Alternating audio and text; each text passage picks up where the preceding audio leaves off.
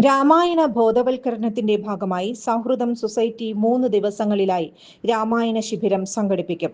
July 25 രാവിലെ 10 അമ്പിളി ഭവനിൽ ഉദ്ഘാടന സമ്മേളനവും ഭക്തശ്രീ അവാർഡ് ദാനവും ഉച്ചതിരിഞ്ഞ് 2 രാമായണ സെമിനാറും നടത്തും. ഓഗസ്റ്റ് 8 രാവിലെ 10 വിവിധ രാമായണ ചർച്ചാ സമ്മേളനവും ഉച്ചതിരിഞ്ഞ് 2 രാമായണ പാരായണ മത്സരവും സംഘടിപ്പിക്കും. ഓഗസ്റ്റ് 15 ഉച്ചതിരിഞ്ഞ് സമാപന സമ്മേളനവും സമ്മാനദാനവും നടത്തും. മത്സരത്തിൽ പങ്കെടുക്കേണ്ടവർ 9249815532 എന്ന നമ്പറിൽ ബന്ധപ്പെടണം. ഓഗസ്റ്റ് 2 സൗഹൃദം സാഹിത്യ അവാർഡ് ദാനവും 15 സ്വാതന്ത്ര്യ ദിനാഘോഷവും നടത്തുവാൻ സൗഹൃദം സെന്റർ സംഘടനാ ഭാരവാഹികളുടെ യോഗം തീരുമാനിച്ചു. Centre director professor Punnakkal Narayanan യോഗം ഉദ്ഘാടനം ചെയ്തു. പഠന ക്ലാസ് പോലെ പഠന പരിപാടി പോലെ ചിന്തിച്ചാൽ മതി. വിവിധ രാമായണങ്ങളെ കുറിച്ചുള്ള ഒരു സെമിനാറോ അങ്ങനെ എന്തെങ്കിലും വെച്ചാൽ അത് ഒരു ദിവസം നീണ്ടുകഴിഞ്ഞാൽ അര ദിവസമാണെങ്കിൽ തന്നെ അതിന് അര ദിവസം കൊണ്ടൊന്നും വിവിധ രാമായണങ്ങളെ കുറിച്ച് പറയുന്നില്ല. അപ്പോൾ ഒരു ദിവസം തന്നെ വെച്ചാൽ ഏറെക്കുറെ കുറച്ച് രാമായണങ്ങളെ കുറിച്ച് പറയാൻ പറ്റും. ഏറെക്കുറെ ഒരു ഐഡിയ ജനങ്ങൾക്ക് കിട്ടും. അപ്പോൾ പല ആളുകളും ചിന്തിച്ചിരിക്കുന്നതൊക്കെ ഈ രാമായണം എന്ന് പറഞ്ഞാൽ കുറച്ച് 1-2 രാമായണത്തെ കുറിച്ച് ഇപ്പോൾ അത് നമ്മളിവിടെ കുറേ നടത്തിയാണ്. എൻ്റെ കാര്യത്തിൽ പോയി കുറച്ച് ജനങ്ങൾക്ക് രാമായണം എന്ന് പറഞ്ഞാൽ ഈ അധ്യാത്മ രാമായണം കൂടാതെ രാമായണം എന്ന് മനസ്സിലാക്കാൻ തുടങ്ങിയത് തന്നെ നമ്മളിവിടെ കുറേ പരിപാടികൾ നടത്തിയതിന് ശേഷം. അതിന് മുമ്പൊക്കെ നമ്മളിപ്പോൾ എവിടെ ചെന്ന് ചോദിച്ചാലും നമുക്കറിയാവുന്ന രാമായണ പാരായണം എന്ന് പറഞ്ഞാൽ എന്താ, ഏതാ പാരായണം ചെയ്തത്? അധ്യാത്മ രാമായണമാണ്, വേറെ ഒന്നും പാരായണം ചെയ്യില്ല. അപ്പോൾ എന്തുകൊണ്ടാണ് ആ രാമായണത്തിന് ഇത്ര വലിയ പ്രാധാന്യം വന്നത് എന്നുള്ള കാര്യത്തിൽ നമുക്ക് ചിന്തിക്കേണ്ടതാണ്. മറ്റൊരു രാമായണം വായിച്ചൂടെ അന്നത്തെ ദിവസം? എന്നിട്ട് ഈ രാമായണം തന്നെ ഇരുന്ന് വായിക്കണേ? അതിനായിക്കൂടെ? പറ്റുന്നില്ല. രാമായണങ്ങൾ പലതുണ്ടല്ലോ. അപ്പോൾ രാമായണങ്ങൾ പലതുണ്ടെങ്കിൽ എന്തിനാണ് തുഞ്ചത്തെഴുത്തച്ഛൻ്റെ രാമായണം അമ്പലങ്ങളിൽ നിന്ന് വായിക്കണേ? നമുക്ക് എന്തുകൊണ്ട് വേറൊരു രാമായണം ഇരുന്ന് വായിച്ചൂടാ?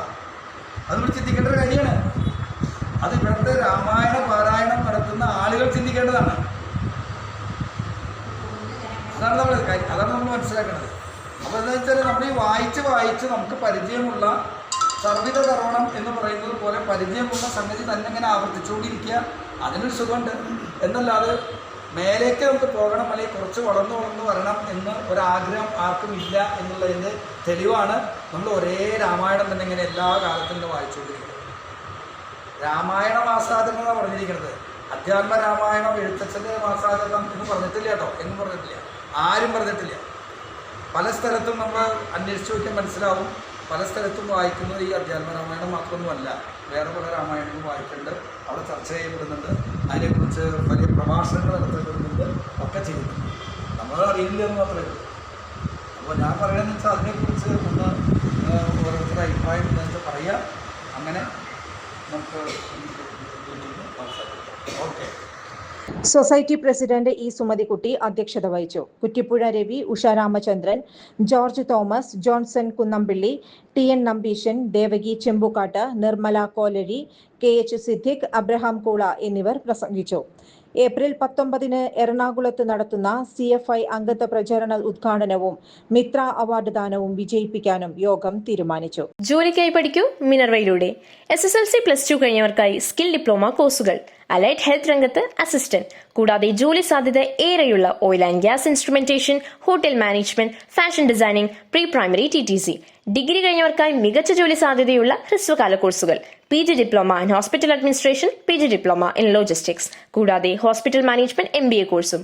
Minerva academy skill and professional studies Thrissur, ഒരു ISO സർട്ടിഫൈഡ് സ്ഥാപനം. വിളിക്കൂ 9895841933. കൂടുതൽ വാർത്തകൾക്ക് ഞങ്ങളുടെ ചാനൽ സബ്സ്ക്രൈബ് ചെയ്യുക. ഫേസ്ബുക്ക് ഫോളോ അപ്പ് ചെയ്യുക. വാർത്തകൾ വേഗത്തിലറിയാൻ Anytime News.